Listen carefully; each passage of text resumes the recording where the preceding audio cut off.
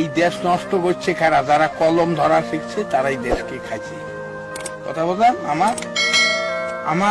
আমি পল্লী কবিতা বানাইছি, আমার কবিতা তো কেউ শুনবে না, কারণ আমরা গরিব মানুষ। গরিব মানুষের কোনো দাম নাই।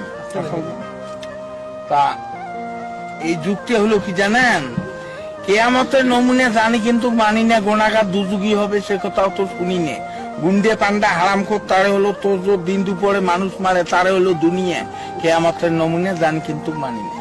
সরকারি চাকরি করে, বেতন 5,000, 50,000 টাকা মাসে খরচ দেখি তার, বাকি টাকা কেমনে আসে সে কথা আর বলি না। কেয়ামতের নমুনে জানি কিন্তু মানি না।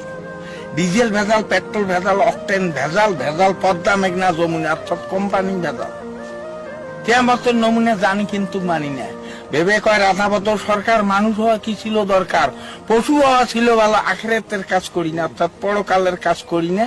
কেয়ামতের নমুনে জানি কিন্তু মানি না।